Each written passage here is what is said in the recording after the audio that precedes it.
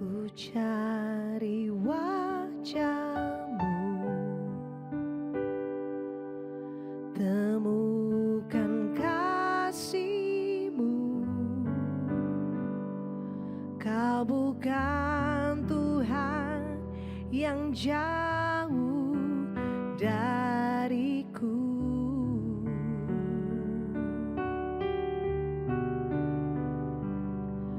Ku panggil namamu, ku dengar jawabmu. Kau Tuhan yang selalu dengar seruan hatiku.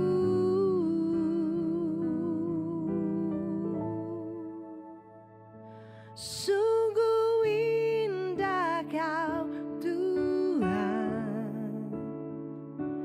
penuh kasih dan sayang.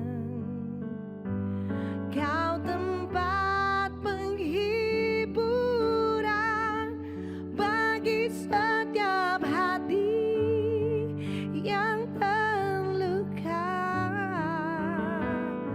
Sungguh indah Kau Tuhan, menara perlindungan.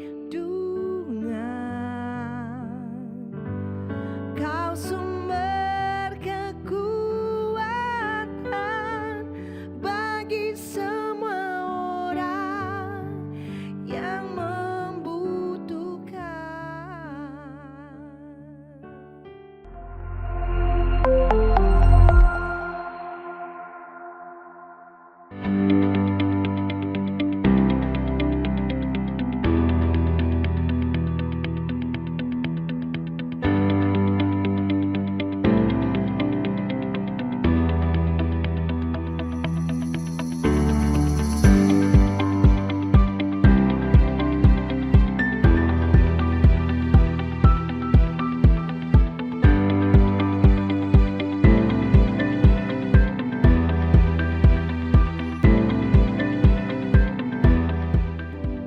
Mari kita satu hati dalam doa. Bapa yang baik, terima kasih. Terima kasih buat sepanjang minggu ini. Berkat kebaikan, kasih setia, kemurahan-Mu, pemeliharaanmu yang sempurna ada dalam kehidupan kami. Bapa yang baik, sebentar kami akan mendengarkan firman-Mu. Roh Kudus terangi hati dan pikiran kami hingga kami boleh mengerti, memahami. Bahkan kami boleh mengaplikasikan kebenaran firman-Mu di dalam kehidupan kami. Terima kasih Tuhan Yesus, terima kasih. Kami mau katakan kami siap mendengarkan firman-Mu. Dalam nama Yesus kami berdoa dan mengucap syukur. Amin. Shalom Bapak Ibu Saudaraku, rekan-rekan terkasih Jemaat Home CC dimanapun berada. Hari ini kita akan belajar kebenaran firman Tuhan dengan tema besar, mengembangkan buah Roh Kudus dalam hidup kita. Nah Bapak Ibu Saudaraku, kita sudah belajar ya kebenaran firman Tuhan ini ya dalam beberapa bulan terakhir ini, ya 2 bulan lah ya, 2-3 bulan ini. Di mana hari ini kita akan belajar subtema ya, yang ke-8, yaitu kelemah lembutan mendatangkan kuasa. Bagian yang kedua, menumbuhkan buah roh kelemah lembutan. Nah Bapak Ibu Saudaraku, rekan-rekan terkasih Jemaat Home CC dimanapun berada, minggu lalu pada saat pembahasan fungsi buah roh kelemah lembutan, kita sudah membahas tentang jemaat cemerlang. Hari ini kita akan pelajari lagi. Kita akan membahas dengan lebih mendalam mengenai jemaat cemerlang itu. Dan tentunya ini berkaitan dengan bagaimana menumbuhkan atau mengembangkan buah roh kelemah lembutan. Ya. Nah Bapak Ibu Saudaraku, mari kita buka ya di dalam Kisah Para Rasul 18 ayat 24 sampai dengan 28. Kisah Para Rasul 18 ayat 24 sampai dengan 28. Demikian firman Tuhan. Ayat 24. Sementara itu datanglah ke Efesus seorang Yahudi bernama Apolos yang berasal dari Alexandria. Ia seorang yang fasih berbicara dan sangat mahir dalam soal-soal kitab suci. Ayat 25. Ia telah menerima pengajaran dalam jalan Tuhan. Dengan bersemangat ia berbicara dan dengan teliti ia mengajar tentang Yesus.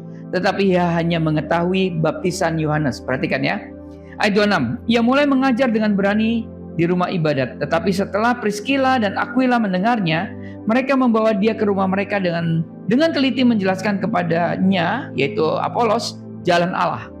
Ya, ayat 27. Karena Apolos ingin menyeberang ke Akhaya, saudara-saudara di Efesus mengirim surat kepada murid-murid di situ, supaya mereka menyambut dia. Setibanya di Akhaya, maka ia oleh kasih karunia Allah menjadi seorang yang sangat berguna bagi orang-orang yang percaya. Ayat 28. Sebab dengan tidak jemu-jemunya ia membantah orang-orang Yahudi di muka umum dan membuktikan dari kitab suci bahwa Yesus adalah Mesias. Nah, Bapak Ibu Saudaraku, kita belajar dari Apolos hari ini. Dengan rajin dan penuh semangat, Apolos mengajar masyarakat umum di rumah ibadah mereka. Sebagai seorang yang menerima pewahyuan tentang pertobatan, ya, Apolos itu mengajar tentang baptisan Yohanes. Nah, menurut ayat 25, hanya kebenaran firman ini, yaitu tentang baptisan Yohanes ini, yang diketahui oleh Apolos. Bapak Ibu Saudaraku, tentu saja Tuhan tidak bermaksud untuk mempersempit wawasan pengetahuan rohani yang dimiliki oleh Apolos. Tetapi justru Tuhan mau memperkaya pengertian Apolos tentang kebenaran firman Tuhan. Banyak orang beriman masa kini memperoleh kebenaran, terus pegang erat kebenaran itu, dipegang erat-erat sebagai doktrin kesayangan mereka. Nah, kemudian ketika Tuhan mengaruniakan pengajarannya yang sempurna dan utuh, orang-orang ini, ya, mungkin juga termasuk kita, tidak bersedia menerima apapun yang bersifat baru bagi kita. Nah, Allah telah mengungkapkan kebenaran firman-Nya dalam suatu bidang tertentu kepada setiap orang beriman. Sehingga sebagaimana halnya Apolos tadi, kita masing-masing memiliki suatu kebenaran firman, Bapak Ibu Saudaraku. Tetapi karena seluruh anggota tubuh Kristus belum mencapai kesempurnaan dalam proses pengubahan yang sedang mereka jalani untuk menjadi seperti Yesus, ya. Jadi masih proses untuk menjadi seperti Yesus, serupa dengan Kristus. Maka tidak seorang pun dari kita yang boleh berkata bahwa kita telah memiliki seluruh kebenaran firman Allah. Jadi tanpa membanggakan tingkat pemahaman ataupun kedewasaan rohani yang telah kita capai, kita perlu mengikuti teladan Apolos. Amin. Kenapa? Karena walaupun Apolos itu fasih berbicara, sangat mahir di dalam soal-soal kitab suci, dia juga telah menerima pengajaran dalam jalan Tuhan. Apolos penuh semangat dan seorang pengkhotbah dan juga guru yang berapi-api. Tapi Apolos cukup lemah lembut untuk menerima pengajaran yang lebih dalam dari Aquila dan Priscilla tentang jalan Allah atau jalan Tuhan. Bapak Ibu Saudaraku, rekan-rekan terkasih, jemaat Home Sisi dimanapun berada, sayang sekali banyak orang beriman, jemaat dan sekolah Alkitab yang memegang satu kebenaran, tetapi karena tidak memiliki kelemah lembutan, perhatikan, mengeraskan hati mereka terhadap seluruh kebenaran firman lainnya, maka mereka hanya mau berdiri di atas doktrin kesayangan mereka sampai Yesus datang kembali. Saking kerasnya. Inilah sebabnya Bapak Ibu Saudaraku, ada begitu banyak perpecahan dalam jemaat Kristus dewasa ini. Kita tahu bahwa setiap jemaat setidaknya telah memiliki satu kebenaran yang kemudian dipegang erat-erat. Selanjutnya atau seharusnya mereka yang sudah memiliki satu kebenaran ini masing-masing membuka diri terhadap setiap pengajaran yang sesuai dengan kebenaran yang telah mereka peroleh. Namun masalahnya, Bapak Ibu Saudaraku, mereka biasanya tidak bersedia menerima sebagai kebenaran pengajaran apapun di luar batas-batas pernyataan, kepercayaan, doktrin dan adat istiadat yang mereka pegang. Bapak Ibu Saudaraku, saya mau katakan, diberkatilah orang beriman, jemaat, sekolah Alkitab, bahkan persekutuan atau denominasi yang memiliki kelemah lembutan, sehingga mau diajar dan menerima seluruh kebenaran firman Tuhan. Apabila semua orang beriman menerima seluruh kebenaran firman Allah, maka kita akan bertumbuh menjadi suatu jemaat Kristus yang cemerlang. Katakan amin. Ya. Bapak Ibu Saudaraku, Tetapi untuk menjadi seperti ini atau tidak akan pernah terjadi menjadi jemaat Kristus yang cemerlang kalau kita tidak menerima roh yang mau diajar dengan cara mengembangkan buah roh kelemah lembutan. Yuk kita buka dalam Yohanes 16 ayat 13 sampai dengan 15. Yohanes 16 ayat 13 sampai dengan 16. Demikian firman Tuhan ayat 13. Tetapi apabila ia datang, yaitu roh kebenaran, ia akan memimpin kamu ke dalam seluruh kebenaran. Sebab ia tidak akan berkata-kata dari dirinya sendiri, tetapi segala sesuatu yang didengarnya itulah yang akan dikatakannya. Dan ia akan memberitakan kepadamu hal-hal yang akan datang. Ayat 14. Ia akan memuliakan aku, sebab ia akan memberitakan kepadamu apa yang diterimanya daripadaku. Ayat 15. Segala sesuatu yang Bapa punya adalah aku punya. Sebab itu aku berkata, ia akan memberitakan kepadamu apa yang diterimanya daripadaku. Haleluya. Bapak ibu saudaraku, roh kebenaran akan memimpin orang-orang beriman ke dalam seluruh kebenaran jika mereka cukup lemah lembut untuk menerima pengajarannya. Pengajaran Yesus. Yesus Kristus akan datang untuk jemaatnya yang cemerlang. Amin. Di mana Yesus dimuliakan. Kalau kita lihat tadi dalam Yohanes 16 ayat 14, Yesus dimuliakan bila Roh Kudus memberitakan kepada jemaat kebenaran yang diterimanya dari Yesus. Tingkatan kebenaran yang Roh Kudus akan nyatakan kepada jemaat, justru kita bisa buka tadi atau kita baca di dalam Yohanes 16 ayat 15. Segala sesuatu yang Bapa punya adalah aku punya. Sebab itu aku berkata, ia akan memberitakan kepadamu apa yang diterimanya daripadaku. Jadi begini Bapak Ibu Saudaraku, jemaat yang cemerlang adalah umat yang telah menerima seluruh kebenaran firman Allah yang diberitakan oleh Roh Kudus bagi kemuliaan Yesus Kristus anak Allah. Amin. Karena itu Bapak Ibu Saudaraku, jemaat yang cemerlang tanpa noda pasti merupakan jemaat yang taat sepenuhnya pada seluruh nasihat Allah.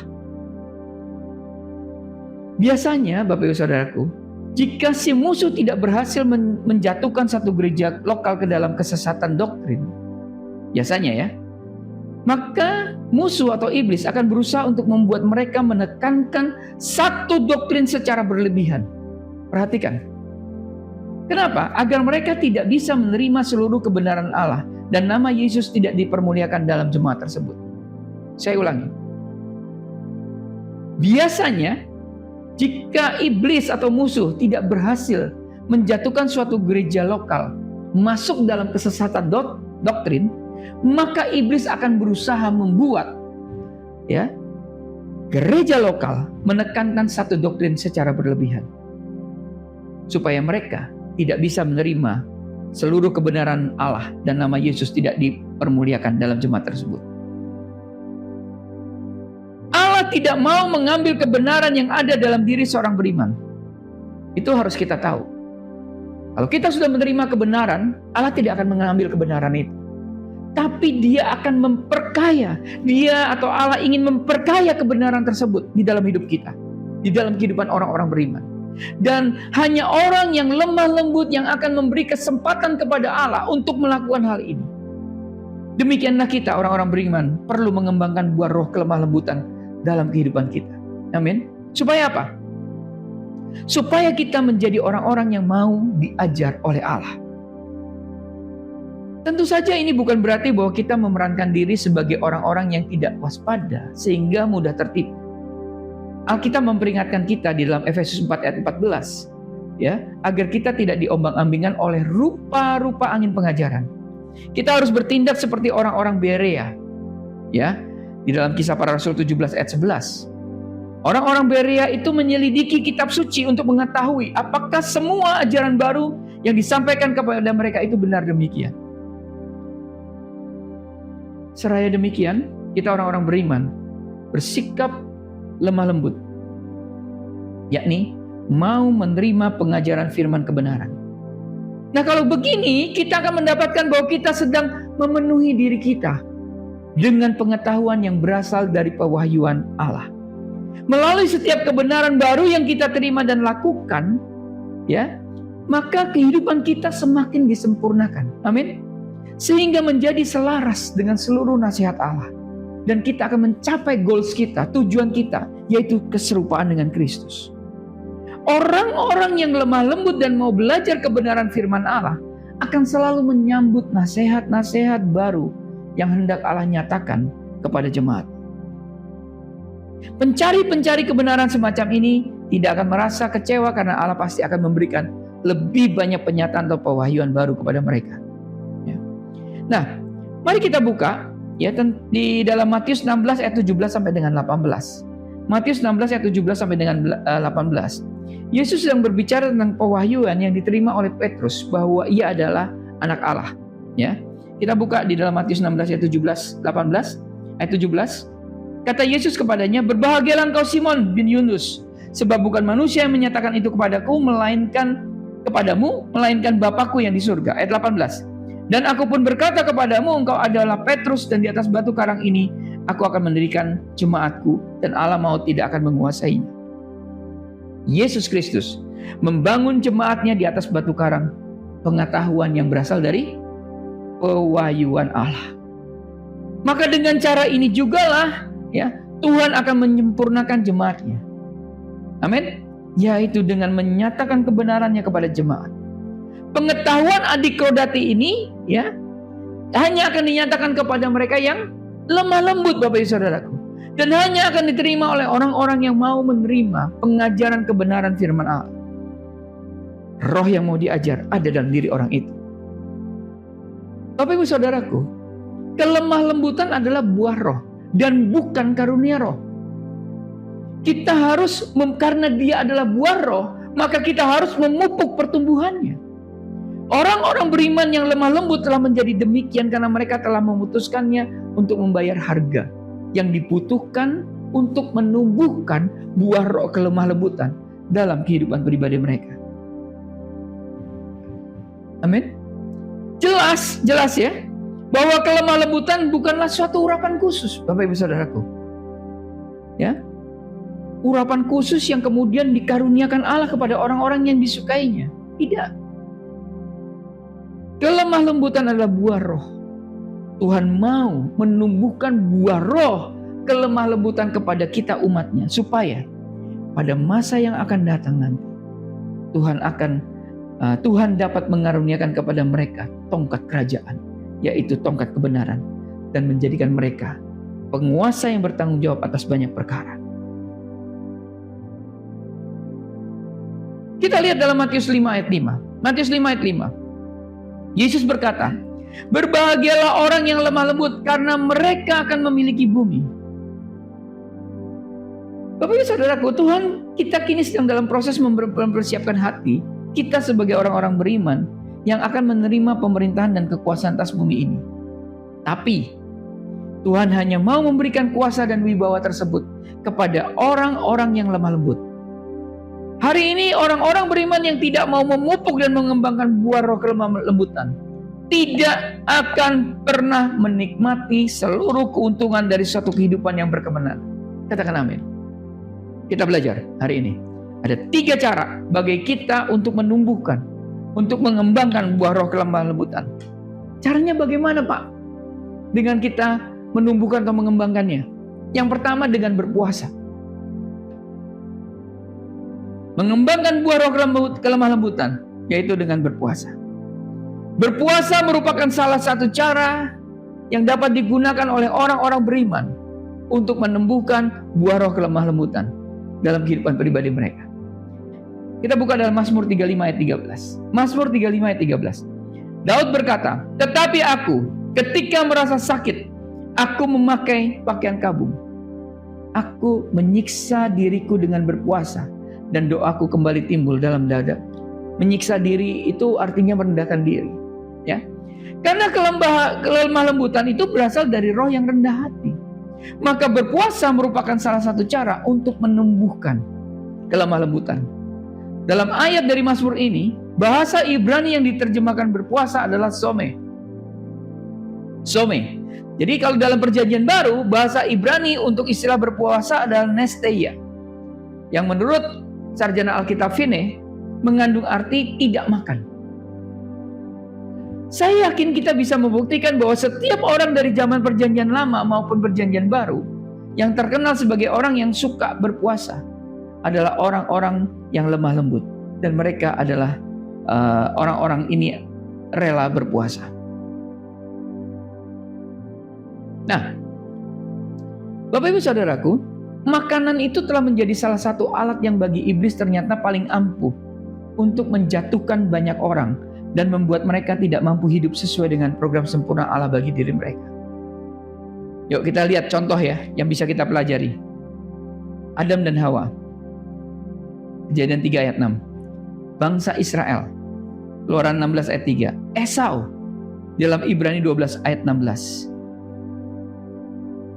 Bahkan setelah mendapatkan bahwa makanan adalah alat yang sangat efektif untuk mencobai iman dan ketaatan manusia kepada Allah, setan juga menggunakan makanan, tadinya selain Adam dan Hawa, bangsa Israel dan juga Esau, setan atau iblis juga menggunakannya untuk mencobai Yesus.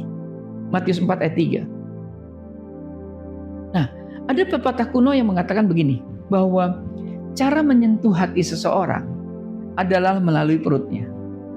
Ya, umumnya kalau di dalam keluarga Tionghoa, ya, Chinese, segala sesuatu masalah diselesaikan di meja makan. Ya, artinya apa? Makanan. Disitulah cara untuk menyentuh hati seseorang adalah melalui perutnya. Dan ini Bapak Ibu Saudaraku, ini mengandung banyak kebenaran. Karena ada hubungan, ya, ada hubungan antara nafsu makan jasmani seseorang dengan keinginan-keinginan hatinya. Mengingat bahwa makanan merupakan unsur yang sangat penting bagi kehidupan dan kesehatan, seseorang yang bersedia untuk tidak makan demi kebaikan dan kepentingan orang lain, kemungkinan besar akan bersedia juga mengorbankan hal-hal lain yang perlu dimilikinya bagi orang tersebut bila dianggapnya perlu. Orang-orang beriman yang rela berpuasa untuk anggota-anggota lain dari tubuh Kristus pasti bersedia memberikan pakaian yang melekat pada tubuh mereka dengan senang hati kepada sesamanya, oleh karena kasih Allah yang lemah lembut ada dalam hati mereka.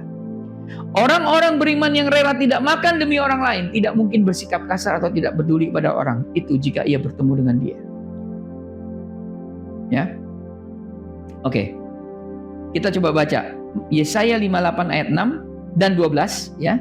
Yesaya 58 ayat 6 dan 12. Demikianlah firman Tuhan. Ayat 6, bukan berpuasa yang kukehendaki ialah supaya engkau membuka ke belenggu-belenggu kelaliman dan melepaskan tali-tali kuk, supaya engkau memerdekakan orang yang teraniaya dan mematahkan setiap kuk. Ayat 12, ya, 58 ayat 12. Engkau akan membangun reruntuhan yang sudah beradab-abad dan akan memperbaiki dasar yang diletakkan oleh banyak keturunan. Engkau akan disebutkan yang memperbaiki tembok yang tembus, yang membetulkan jalan supaya tempat itu dapat dihuni. Yesaya berkata bahwa orang beriman yang berpuasa akan disebut sebagai orang yang memperbaiki tembok yang tembus dan membetulkan jalan supaya tempat itu dapat dihuni. Yuk kita bandingkan dengan perjanjian baru di dalam Galatia 6 ayat 1. Galatia 6 ayat 1. Saudara-saudara, kalaupun seorang kedapatan melakukan suatu pelanggaran, maka kamu yang rohani harus memimpin orang itu ke jalan yang benar dalam roh lemah lembut, sambil menjaga dirimu sendiri supaya kamu juga jangan kena pencobaan. Nah, kita lihat dari Yesaya 58 ayat 6 dan 12 dan juga Galatia 6 ayat 1 ini. Dari kedua ayat ini kita bisa melihat dengan jelas bahwa pemulihan tubuh Kristus terjadi oleh roh kelemah lembutan. Dan salah satu unsur dari kelemah lembutan adalah penyangkalan diri yang mencakup antara lain berpuasa atau tidak makan. Ya, menumbuhkan buah roh kelemah lembutan. Yang pertama adalah dengan berpuasa. Yang kedua, dengan mengambil manfaat dari pengalaman padang gurun. Cara kedua yang bisa digunakan oleh orang-orang beriman untuk menumbuhkan buah roh kelemah lembutan adalah dengan mengambil manfaat dari pengalaman padang gurun kehidupan. Kehidupan Musa adalah contoh yang menunjukkan betapa Allah menggunakan pengalaman-pengalaman padang gurun untuk mengembangkan kelemah lembutan dalam diri anak-anak. Coba kita baca dalam Kisah Para Rasul 7 ayat 22. Kisah Para Rasul 7 ayat 22. Dan Musa dididik dalam segala hikmat orang Mesir, dan ia berkuasa dalam perkataan dan perbuatannya. Artinya apa? Musa sangat fasih dalam bahasa dan kebudayaan Mesir, yang merupakan gambaran atau simbol dari dunia. Kemudian Musa hidup di padang gurun selama 40 tahun. Dan itu dicatat dalam Kisah Para Rasul 7 ayat 30. Kisah Para Rasul 7 ayat 30. Dan sesudah 40 tahun tampaklah kepadanya seorang malaikat di padang gurun Sinai di dalam nyala api yang keluar dari semak duri. Bapak Ibu Saudaraku, di sini Tuhan menyatakan kepada Musa bahwa ia telah dipilih untuk memimpin bangsa Israel keluar dari Mesir. Kita buka dalam Keluaran 4 ayat 10. Keluaran 4 ayat 10. Demikian firman Tuhan. Lalu kata Musa kepada Tuhan, "Ah Tuhan, aku ini tidak pandai bicara. Dahulu pun tidak, dan sejak engkau berfirman kepada hamba-hambamu pun tidak, sebab aku berat mulut dan berat lidah." Wow. Kalau kita lihat, Musa yang dididik dalam segala hikmat orang Mesir, berkuasa dalam perkataan dan perbuatan dan perbuatannya, setelah dia 40 tahun ya di padang gurun, dia lari pada saat dia membunuh seorang Mesir ketika dia melihat orang Israel didera waktu itu. Setelah 40 tahun di padang gurun, ternyata Musa tidak lagi mempunyai rasa percaya diri yang tinggi, walaupun ia telah dididik dalam segala hikmat orang Mesir. Pengalaman-pengalaman padang gurun bisa membuat manusia menjadi rendah hati. Amin. Mungkin inilah sebabnya, Bapak Ibu Saudaraku, Tuhan mengizinkan pengalaman-pengalaman semacam itu dialami oleh kita anak-anaknya. Paulus menulis tentang Yesus dalam Ibrani 5 ayat 8. Dikatakan begini, Ibrani 5 ayat 8. Dan sekalipun ia adalah anak, ia telah belajar menjadi taat dari apa yang telah dideritanya. Wow. Saya ulangi, Ibrani 5 ayat 8. Dan sekalipun ia, Yesus ya, adalah anak, ia, Yesus, telah belajar menjadi taat dari apa yang telah dideritanya. Dalam bahasa Yunani, kata yang diterjemahkan taat adalah hupakoe. Yang berarti penuh perhatian, memasang telinga ya untuk mendengar ya. Taat juga berarti menurut atau takluk. Dengan kata lain, kita bisa mengartikan kata taat sebagai sikap menyerah kepada orang lain. Sikap menyerah. Bersedia menyerah kepada orang lain merupakan dasar utama dari kelemah lembutan. Kok bisa? Yesus sendiri harus menderita untuk menunjukkan ketaatannya dan telah membuatnya menjadi lemah lembut. Yuk kita buka dalam Ulangan 8 ayat 2. Ulangan 8 ayat 2. Demikianlah firman Tuhan. Ingatlah kepada seluruh perjalanan yang kau lakukan atas kehendak Tuhan Allahmu di padang gurun selama 40 tahun ini dengan maksud merendahkan hatimu dan mencobai engkau untuk mengetahui apa yang ada dalam hatimu, yakni apakah engkau berpegang pada perintahnya atau tidak. Bapak Ibu Saudaraku, Allah membiarkan bangsa Israel berjalan di padang gurun agar mereka menjadi rendah hati. Ia membiarkan anaknya Yesus sendiri menderita untuk belajar taat. Kerendahan hati dan ketaatan, perhatikan baik-baik. Kerendahan hati dan ketaatan adalah wujud kelemah lembutan. Itulah mengapa Allah membiarkan orang-orang beriman masa kini berjalan di padang gurun. Ya, padang gurun adalah gambaran atau simbol dari ujian dan pencobaan dalam berbagai bentuk. Ketika Allah membiarkan orang-orang beriman masa kini berjalan di padang gurun, itu punya atau memiliki tujuan dan maksud yang sama. Untuk apa? Agar kita, orang-orang beriman, belajar bersikap rendah hati dan taat. Kenapa? Karena dengan rendah hati dan taat, maka kita mampu mengembangkan kelemah lembutan dalam hidup kita. Nah, orang-orang beriman juga harus sadar, walaupun mereka telah mengalami pencobaan, bukanlah jaminan bahwa mereka telah menjadi orang-orang yang taat atau lemah lembut. Kenapa? Kita lihat bangsa Israel. Ketika bangsa Israel berada di padang gurun selama 40 tahun. Namun setelah itu mereka masih tetap suka memberontak, Bapak Ibu Saudaraku.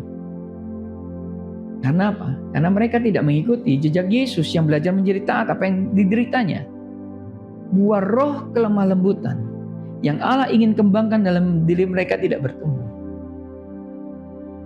Orang-orang beriman yang membiarkan roh kelemah lembutan menjadi matang dalam diri mereka, sementara mereka menjadikan pengalaman-pengalaman padang gurun, ya, mereka sebagai ujian yang memurnikan dan menyempurnakan mereka, akan bersikap seperti Paulus dalam pencobaan-pencobaan yang dialaminya.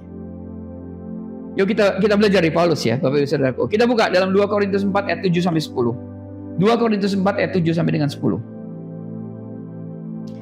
Ayat 7. Tetapi harta ini kami punyai dalam bejana tanah liat, supaya nyata bahwa kekuatan yang melimpah-limpah itu berasal dari Allah, bukan dari diri kami.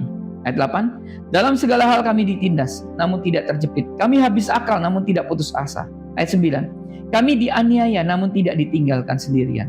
Kami dihempaskan namun tidak binasa. Ayat 10. Kami senantiasa membawa kematian Yesus dalam tubuh kami, supaya kehidupan Yesus juga menjadi nyata di dalam tubuh kami. Kita lanjutkan lagi dalam 2 Korintus 12 ayat 7. 2 Korintus 12 ayat 7. Paulus menulis begini. Dan supaya aku jangan menikahkan diri karena penyataan-penyataan yang luar biasa itu, maka aku diberi suatu duri di dalam dagingku, yaitu seorang utusan iblis untuk menggocok aku supaya aku jangan menikahkan diri. Wow, Bapak Ibu Saudaraku, Paulus berkata bahwa ia diberi suatu duri di dalam daging untuk menjaga agar ia tidak menjadi sombong atau menikahkan diri. Paulus tidak menyalahkan Allah atau mengeluh ataupun berusaha melepaskan diri dari duri itu. Sebaliknya, Paulus belajar menjadi orang yang rendah hati melalui berbagai penderitaan dan penganiayaan yang dialaminya. Ya, ada orang-orang yang mendapatkan keuntungan lebih besar dari pengalaman padang gurun mereka dibandingkan dengan orang lain. Ya, saya tidak tahu bagaimana dengan saudara. Justru apakah pengalaman padang gurun membuat kita menjadi taat dan rendah hati, atau pengalaman padang gurun justru membuat kita jauh daripada Tuhan? Ya, setiap orang berbeda-beda. Penyebabnya apa? Penyebabnya adalah karena mereka mencari penghiburan dari Allah di tengah-tengah pencobaan dan kesusahan yang mereka hadapi. Nah, dengan memberi kesempatan kepada Allah untuk menghibur mereka, perhatikan, ketika kita mengalami padang gurun, kita harus memberikan kesempatan kepada Allah untuk menghibur kita. Maka kita mendapatkan pengalaman yang juga merupakan pelajaran berharga bagi kita, yakni seperti apa rasanya dihibur Tuhan. Sehingga kita sanggup membagi penghiburan yang kita terima kepada orang lain yang sedang menghadapi pencobaan yang serupa. Dengan demikian Bapak Ibu Saudaraku, kita juga beroleh kesempatan untuk belajar berlaku lemah lembut kepada orang lain, justru pada saat di tengah-tengah kesulitan kita.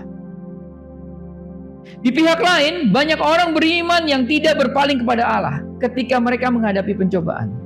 Sebaliknya, justru mereka malah menghadapi pencobaan itu di dalam roh kedagingan. Maksudnya bagaimana?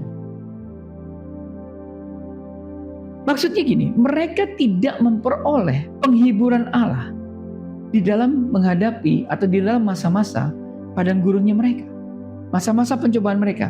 Akibatnya, mereka juga tidak sanggup menghibur orang lain. Bukannya menawarkan pertolongan dan memberikan semangat kepada sesama orang beriman yang memerlukannya. Justru orang-orang semacam ini, ya, yang keluar dari mereka itu adalah cepat mengkritik dan menghakimi. Ya. Kecenderungan untuk menghakimi dan mengkritik orang lain yang berada di dalam pencobaan yang serupa akan lenyap hanya karena mereka atau kita sadar bahwa hanya oleh kasih karunia dan kemurahan Allah sehingga kita bisa bertahan sampai hari ini, sampai pada kesudahannya. Seringkali orang-orang beriman yang mengkritik dan menyalahkan orang lain yang mengalami kegagalan adalah orang-orang yang belum pernah mengalami persoalan yang serupa. Dan karena mereka sendiri juga tidak pernah menerima penghiburan dari Allah, mereka juga tidak sanggup menghibur orang lain. Ini yang terjadi dari bangsa Israel. Bangsa Israel juga tidak pernah mempercayai Allah di padang gurun. Mereka juga tidak sepenuhnya menikmati penghiburan Allah. Mereka boleh lihat mujizat di dalam padang gurun itu. Inilah yang membuat roh kelemah lembutan tidak pernah berkembang di dalam diri mereka. Akibatnya pikiran mereka selalu bersifat egois selama mereka menempuh perjalanan padang gurun yang sangat panjang itu. Ya. Bagaimana kita menumbuhkan buah roh kelemah lembutan? Yang ketiga adalah melakukan penyangkalan diri. Cara ketiga yang dapat digunakan oleh orang-orang beriman untuk menumbuhkan atau mengembangkan buah roh kelemah lembutan adalah melakukan penyangkalan diri. Kelemah lembutan merupakan kebalikan dari sikap mementingkan diri sendiri. Itu definisi dari sarjana Alkitab Finney, ya. W.E. Finney. Definisi fine tentang kelemah lembutan menunjukkan bahwa orang yang lemah lembut sama sekali tidak mementingkan diri sendiri. Musa menyangkal dirinya ketika ia menolak dianggap sebagai anggota keluarga kerajaan Mesir. Ibrani 11 ayat 24 katakan gini, karena iman setelah dewasa Musa menolak disebut anak putri Firaun. Dorongan untuk hidup bagi kepentingan diri sendiri sangat kuat pada abad di mana manusia pada umumnya sibuk memuaskan keinginannya masing-masing. Nah, seperti halnya Musa, kita orang-orang beriman masa kini harus menentukan pilihan. Kita harus memutuskan apakah kita mau hidup sebagai anak putri Firaun, yaitu memerankan diri sebagai pengikut atau penyembah ilah zaman, supaya bisa menikmati kesenangan-kesenangan duniawi yang ditawarkannya, atau kita mau hidup berpendirian sebagai anak-anak terang, yang melakukan kehendak Bapa Surgawi kita. Kehendak Allah bagi Musa pada masa yang sangat menentukan dari hidupnya itu adalah tinggal di padang gurun selama 40 tahun sebagai pelarian. Dan perhatikan, selama 40 tahun dalam masa pelarian itu, hanya dengan menyangkal diri, Musa mampu membuat keputusan yang mengubahnya menjadi orang yang paling lemah lembut pada zamannya. Penyangkalan diri selalu mendahului kelemah lembutan. Tindakan yang serupa dilakukan juga Yesus, sebagaimana kita buka dalam Filipi 2 ayat 5 sampai dengan 8. Filipi 2 ayat 5 sampai dengan 8. Demikian firman Tuhan. Ayat 5. Hendaklah kamu dalam hidupmu bersama menaruh pikiran dan perasaan yang terdapat juga dalam Kristus Yesus. Ayat 6. Yang walaupun dalam rupa Allah tidak menganggap kesetaraan dengan Allah itu sebagai milik yang harus dipertahankan. Ayat 7. Melainkan telah mengosongkan dirinya sendiri dan mengambil rupa seorang hamba dan menjadi sama dengan manusia. Ayat 8. Dan dalam keadaan sebagai manusia ia telah merendahkan dirinya dan taat sampai mati, bahkan sampai mati di kayu salib. Bapak Ibu Saudaraku, ketika hidup sebagai manusia, Yesus mengosongkan diri sepenuhnya. Seperti halnya Musa, ya. Ia tidak mempertahankan seluruh keuntungan, mempertahankan hak, ia tidak mempertahankan hak-hak istimewa yang dimilikinya sebagai anak raja yang berkuasa. Bukannya menuntut hak-haknya, Yesus malah menyangkal dirinya dan memilih untuk taat kepada kehendak Allah bagi dirinya. Ia mengosongkan dirinya ketika ia meninggalkan kedudukannya yang mulia dalam kerajaan Bapaknya. Yesus memilih melakukan kehendak Allah walaupun itu berarti Yesus harus menderita selama 3,5 tahun hidup di padang gurun dan mati di kayu salib secara tidak adil. Seperti Musa dan Yesus, Bapak Ibu Saudaraku, kita orang-orang beriman masa kini harus memutuskan apa kita mau hidup bagi diri kita sendiri atau hidup untuk melakukan kehendak Allah. Jika saja kita bersedia masuk ke padang gurun dan menerima penghiburan Tuhan di sana, maka kita akan keluar dari kegelapan itu sebagai orang yang memiliki buah roh kelemah lembutan. Katakan amin. Dengan demikian, kita menjadi bejana-bejana yang dipandang layak untuk dipakai oleh Tuhan kita. Bapak Ibu Saudaraku, salah satu sifat Yesus yang perlu kita pelajari adalah derajat penyangkalan dirinya. Yesus menyerah sepenuhnya kepada Roh Allah yang diam dalam dirinya. Yuk, kita buka Yohanes 8 ayat 28 sampai 29. Yohanes 8 ayat 28 sampai dengan 29. Demikian firman Tuhan. Ayat 28. Maka kata Yesus, apabila kamu telah meninggikan anak manusia, barulah kamu tahu bahwa akulah dia dan bahwa aku tidak berbuat apa-apa dari diriku sendiri, tetapi aku berbicara tentang hal-hal sebagaimana diajarkan Bapa kepadaku. Ayat 29. Dan ia yang telah mengutus aku, ia menyertai aku, ia tidak membiarkan aku sendiri sebab aku senantiasa berbuat apa yang berkenan kepadanya. Haleluya. Bapak Ibu Saudaraku, Yesus memuliakan Allah ketika ia menyatakan bahwa ia tidak berbuat apa-apa dari dirinya sendiri. Tadi kita baca ya, di dalam Yohanes 8 ayat 28 dan 29 ini. Ia selalu melakukan hal-hal yang menyukakan hati Bapanya. Karena Yesus menyerah total kepada Roh Allah. Roh Allah dikaruniakan kepadanya tanpa batas. Yesus memiliki Roh Kudus dalam seluruh kepenuhannya. Demikian pula ini yang mau saya sampaikan. Kita sebagai orang-orang beriman akan dipenuhi oleh Roh Kudus dan buah Roh. Itu seberapa jauh kita menyerah kepadanya. Menyerah. Sejumlah besar orang beriman telah menghabiskan banyak waktu dan tenaga untuk bertanya-tanya bagaimana caranya menyerah dan apa yang sesungguhnya harus mereka lakukan untuk mempersembahkan diri mereka secara total kepada Kristus. Orang-orang beriman hari ini bertanya, apakah yang harus dilakukan seorang untuk menyerahkan diri sepenuhnya kepada Roh Kudus? Jawabannya, tidak ada sama sekali. Jadi apa yang harus dilakukan seorang untuk menyerahkan diri sepenuhnya kepada Roh Kudus? Jawabannya tidak ada. Sama sekali tidak ada. Menyerah, Bapak Ibu Saudaraku, menyerah bukanlah suatu tindakan yang dilakukan oleh seseorang. Menyerah bukanlah suatu tindakan fisik. Menyerah itu artinya suatu sikap hati. Menyerah itu berarti sama sekali tidak melawan. Amin. Menyerah bukanlah satu perjuangan yang harus kita lakukan. Karena sebagaimana halnya, kita tidak perlu berjuang untuk tidur atau bernafas. Bahkan setiap orang yang pernah berusaha untuk tidur malam pun tahu bahwa usaha untuk tidur malah akan membuat kita menjadi lebih sulit untuk tidur. Demikian halnya dengan menyerahkan diri kepada Roh Kudus, Bapak Ibu Saudara. Orang-orang beriman sesungguhnya telah menyerahkan dirinya kepada Roh Kudus pada saat apa? Dia berhenti melawan dan berhenti untuk menolak Roh Kudus. Orang yang menyerah kepada Roh Kudus tidak akan mengerjakan atau memperjuangkan kemauan dirinya sendiri. Bapak Ibu Saudaraku, terkadang kita harus melakukan introspeksi. Kita tidak pantas berdoa. Ya, kalau kita lihat doa Bapa kami, ya, di Matius 6 ayat 10. Jadilah kehendak-Mu di bumi seperti di surga. Kita tidak pantas berdoa mengatakan jadilah kehendak-Mu di bumi seperti di surga apabila kita tidak bersedia melakukan kehendak Allah dengan sepenuh hati. Katakan amin. Namun seharusnya kita rindu ketika kita menaikkan jadilah kehendak-Mu di bumi seperti di surga ini. Kan doa ini memang patut dinaikkan. Supaya apa? Supaya kehendak Allah terjadi di bumi. Karena bagaimanapun juga kita tidak dapat mengharapkan kehendak Allah digenapi oleh orang-orang berdosa, bukan?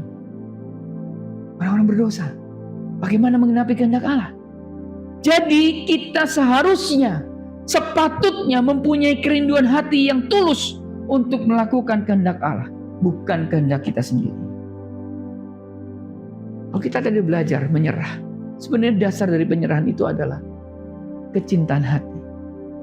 Makanya, Bapak Ibu Saudaraku, setiap selesai khotbah, saya selalu katakan 3 kata. Cintai Tuhan, berhenti menghakimi dan selalu jadi berkat. Dasar dari penyerahan adalah kecintaan hati. Seringkali orang-orang beriman berusaha berdoa, bersekutu dan mempelajari firman Tuhan. Tetapi setelah berusaha melakukan hal-hal itu, setelah melakukan hal berdoa, bersekutu dan pelajari firman Tuhan, selama beberapa waktu, mereka meninggalkan upaya-upaya itu. Karena pada dasarnya, hati mereka tidak cinta pada hal-hal yang dari Allah. Orang-orang seperti ini hanya mencoba melakukan kegiatan-kegiatan ini karena merasa bahwa mereka wajib melakukannya. Karena mereka feeling guilty, ya, merasa bersalah atau takut jika tidak melakukannya.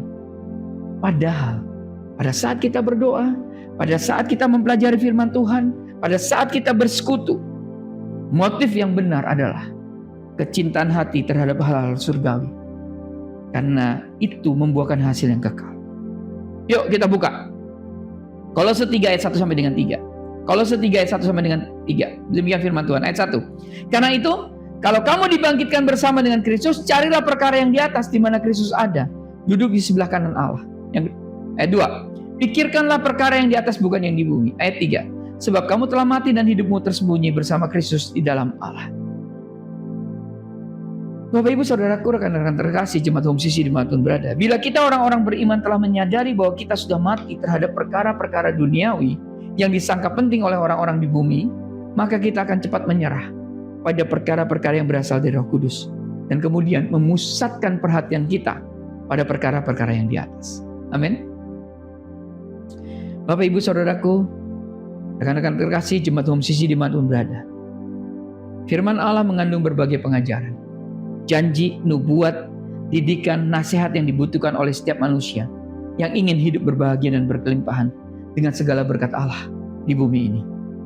Tapi hanya orang yang telah mengolah dan mengembangkan buah roh kelemah lembutan dalam kehidupan pribadinya yang akan memiliki kerendahan hati untuk menerima seluruh nasihat dan didikan Allah secara bulat dan utuh. Amin. Oleh karena itu, kita perlu mengingat bahwa ada 3 cara bagi kita untuk mengembangkan buah roh kelemah lembutan. Yang pertama, dengan berpuasa. Yang kedua, dengan mengambil manfaat dari pengalaman padang gurun kehidupan. Yang ketiga, melakukan penyangkalan diri. Bapak Ibu Saudaraku, rekan-rekan terkasih jemaat Home Sisi dimanapun berada, perlu menjadi ingat-ingatan bagi kita bahwa hanya orang yang lemah lembut saja yang akan aktif mempropagandakan seluruh nasihat Allah yang sangat berharga itu. Seluruh firman Allah akan disebarluaskan ke seluruh bumi oleh mereka yang telah mengembangkan buah roh kelemah lembutan. Itu sebabnya bukan satu hal yang mengherankan ketika Yesus berkata bahwa orang-orang yang lemah lembut yang akan mewarisi bumi. Amin. Tuhan Yesus memberkati. Bapa di surga, terima kasih buat pengajaran hari ini. Terima kasih buat kebenaran firman Tuhan-Mu. Terima firman-Mu Tuhan yang sudah kami dengarkan. Bapa, kami berdoa biar kiranya kami menangkap secara utuh Tuhan Yesus pengajaran bagaimana menumbuhkan buah roh kelemah lembutan dalam hidup kami. Kami akan mengambil bagian ini Tuhan. Kami akan mengimplementasikannya. Kami akan mencoba Tuhan. Kami akan bukan saja mencoba tapi akan melakukan. Kami akan berpuasa. Kami akan mengambil manfaat dari setiap pengalaman-pengalaman di padang gurun yang kami jalani. Dan kami akan melakukan penyangkalan diri. Terima kasih Tuhan Yesus. Terima kasih. Terima kasih buat firman-Mu yang meneguhkan dan menguatkan kami. Dalam nama Yesus kami berdoa dan mengucap syukur. Haleluya. Amin. Karena itu saudara-saudaraku, jemaat Kristus yang dikasihi Tuhan, angkatlah kedua tanganmu dan terimalah berkat. Mari aminkan setiap perkataan berkat yang kita percaya bahwa kita menerimanya. Tuhan memberkati engkau dan melindungi engkau. Tuhan menyinari engkau dengan wajahnya dan memberi kau kasih karunia. Tuhan menghadapkan wajahnya kepadamu dan memberi kau damai sejahtera. Kiranya kasih dan penyertaan Bapa di surga dan damai sejahtera dari Tuhan Yesus Kristus serta penghiburan dari Roh Kudus terus menyertai kita sampai Maranatha Tuhan Yesus datang kembali. Kita yang percaya dan menerima berkat Tuhan, mari kita sama-sama katakan amin. Selamat hari Minggu, selamat berkumpul bersama dengan keluarga. Terus cintai Tuhan, berhenti menghakimi dan selalu jadi berkat. Tuhan Yesus memberkati.